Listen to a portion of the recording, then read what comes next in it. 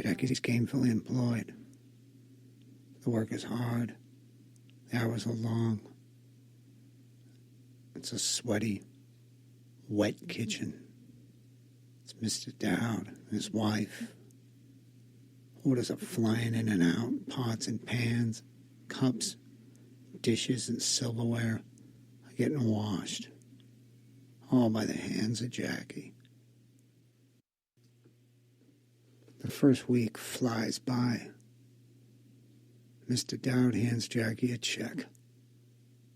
$65. Things are looking up. Jackie's back at work. It's Wednesday. It's springtime. It's 9:30. They're about to close the place down. Jackie's dragging trash. It's been a busy night. The bags are heavy and it's stinky Chinese food. As he makes his way to the front of Chang Fang, where the dumpster is, he hears a rattle can. He looks over to see two hoods spray painting a penis on the front of Chang Fang. Jackie sees the kids. They see him. They chuck the can of spray paint and run. One of them flies across the street towards Dairy Queen. The other one, Jackie runs at and grabs and throws down on the ground. He wrestles with him in the parking lot of the gas station. He holds him down in a wrestling move. Mr. Dowd is right behind him. He runs up to Jackie. Mrs. Dowd is close and back. She says, "I'm going to call the police." Mr. Dowd and Jackie, their faces lit up by the sirens of police, look at each other on that spring night in that gas station parking lot. And Mr. Dowd tells my brother Jackie, "I'm making you a waiter." Jackie's first night waiting tables at Chang Fang. There was tension in the air at the Kelleher house. Jackie had locked himself in the downstairs bathroom, which he considered to be his bathroom. It was a small bathroom with a small window that looked out into the neighbor's yard. To the right, when you walked in the bathroom, there was a hanging basket. Inside that basket, there was Jackie's brush, Jackie's Paul Mitchell spritz, his mousse, and his traveling hairdryer. But that hairdryer never traveled. If it ever left that bathroom, there would be hell to pay. Jackie had the door shut to the bathroom, and he was blow-drying his hair. To this day, I've never met another man that blow-dried his hair besides my brother Jackie. I was ordered to stay on the other side of the door of the bathroom and to read off the Chang Fang menu so Jackie could study it and know it backwards and forwards. Egg drop soup, wonton egg drop mixed soup, barbecue spare rib, crab rangoon, wonton soup, egg nuggets, fried baby shrimp, fried scallops, tofu vegetable, boneless spare rib, onion ring, crab rangoon, vegetable fried rice, beef lo mein, house special lo mein, sautéed broccoli, bean curd Szechuan style, bean curd with mixed vegetable, eggplant with garlic sauce. My voice began to get hoarse, fighting over the sound of the hairdryer through the bathroom door. Going over every entree, and appetizer and drink that Chang Fang had to offer. My sister Mosey was nice enough to be standing by with a Diet Coke on ice. I feared what Jackie would do if he came to the other side of the door and I had left something out of the Chang Fang menu. And God forbid, he stumbled at work that night. Jackie opened the door to the downstairs bathroom and out he came. Hair perfect as ever. long in the back, combed to the side, and sprayed up just a little bit. Jackie was on his way up. He went from a dirty apron to the back of a stinky Chinese restaurant. Mrs. Dow was patient with him. She showed him how to make change, how to set the tables correctly with the silverware. Jackie was getting known around town. He was the handsome white kid who worked at the Chinese restaurant. He was making real money. We're not just talking Wilson's leather jacket money. We're talking go to a car dealership and buy a car money. We're talking K Jewelers money. Real money. 2 weeks had gone by like it seemed like it was nothing. Jackie had his money. He made $400. I know because I watched him count it every night. I know where he kept it. He would count it out loud, 5s and 10s. And then he would look at it. He'd spread it all over his bed. And then he'd put it in a pile, and he'd spread it again. Sunday came around.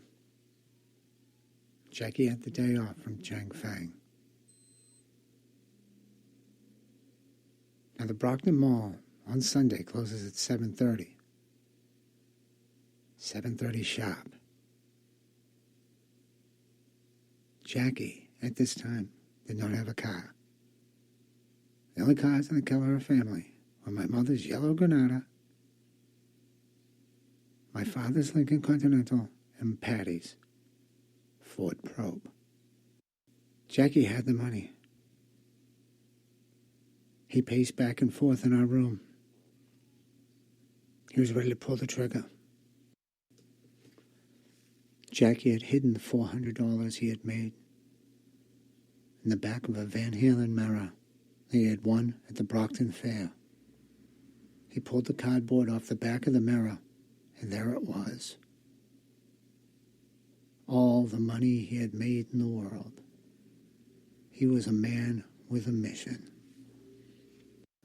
He held it in his hand, he folded it up once, and he jammed it in the front of his pants.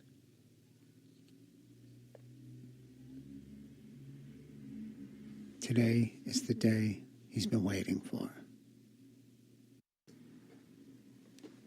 I followed my brother Jackie downstairs like a champion fighter that was ready to go in the ring.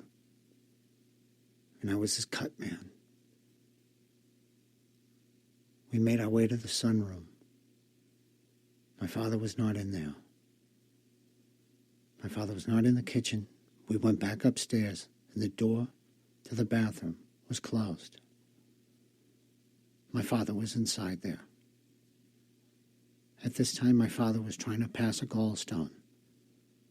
He would have been in there for a long time. You could hear the newspaper rustling back and forth, and the Red Sox game playing lightly on a transistor radio. There was no way we were taking the Lincoln to the mall. We needed another option. I followed my brother back downstairs into the mudroom. Our only means of transportation at the time was my Yamaha YZ80 that I had gotten for Christmas that year. Sure, I was a spoiled kid. We rode my YZ80 to the mall, me on the back, both me and my brother. No helmets, straight up Pleasant Street. It was the early 90s. It was a cowboy time. Nobody cared. We ditched the dirt bike next to the dumpsters in front of Marshall's, and we made our way into the mall. There it was. Wilson's Leather. My brother got in there. He went straight for the jacket. But the jacket wasn't there. There were vests there now, and he turned around, and there was leather pants. And where that duster jacket was, there were leather skirts. The jacket was out of stock. Only 2 weeks had gone by.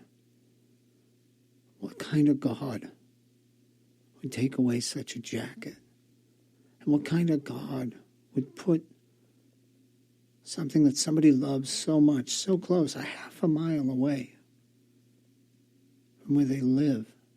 And what kind of God wouldn't pick up the phone and tell that person that loved that jacket that jacket is out of stock? Jackie scanned the Wilson's leather looking for Renee. She was not working that day. It was a man that we'll come to know as Tony. He had long hair in the back. He had a wispy mustache.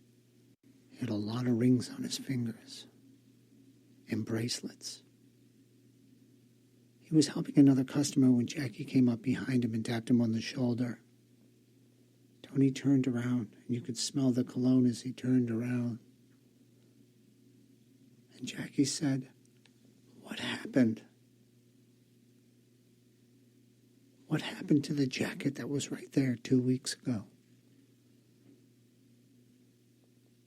Tony looked at my brother, and he said, "It's spring, man."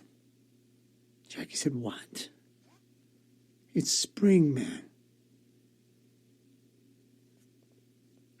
They had brought in a new collection, and it was obvious that Tony was kicking the tires on a red leather vest that had just come in. The customers that Tony were waiting on were getting impatient and rolling their eyes at Jackie and I. I could see Jackie getting angrier and angrier. I took him to the side, and I tried to calm him down while Tony finished up with the other customers. We went over to the register, and Jackie said, "Can you call the warehouse for me and see if they have this jacket still in a large?"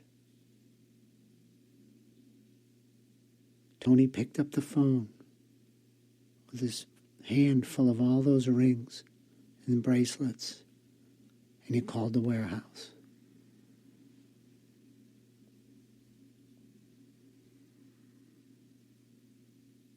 The phone rang for a while, and then finally Tony got somebody on the other line.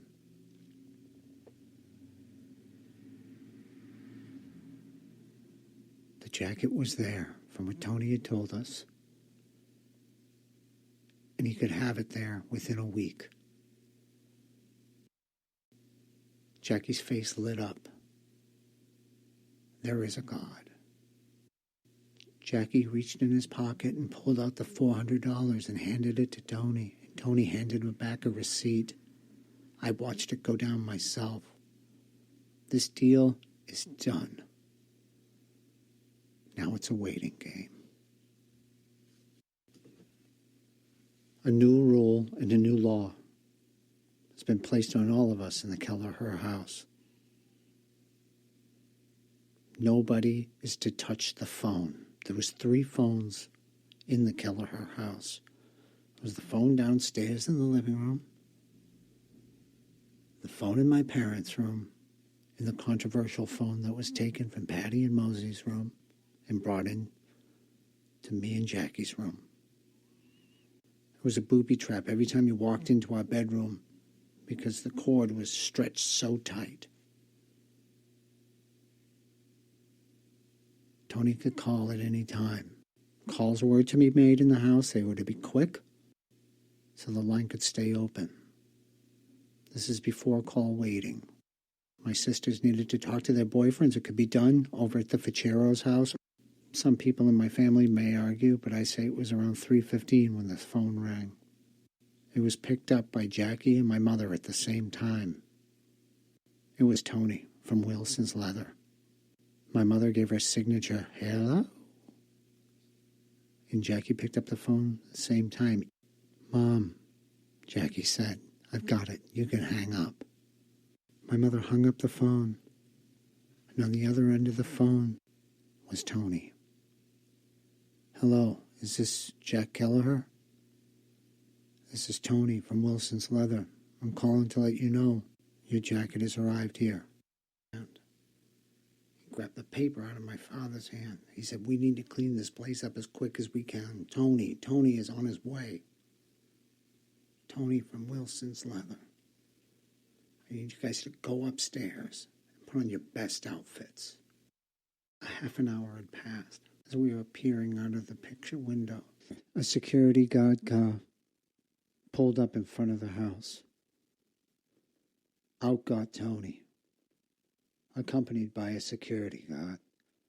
The security guard looked up and down the street and then went into the back seat and retrieved Jackie's leather jacket. As the two men made their way up the driveway, the sky in back of them darkened.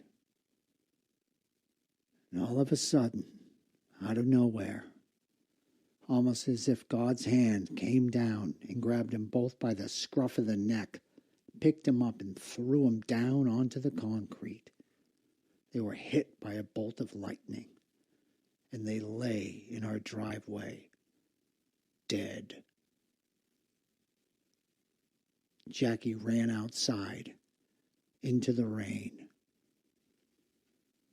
He pushed the security guard over. He grabbed his leather jacket and ran back into the house. My sister Mosey, my sister Patty, my brother Jackie, my mother and father all looked at him, stunned. Jackie put on the leather jacket, and he sauntered over to the phone, and he picked it up, and he said, "What do you guys want from Chang Fang?"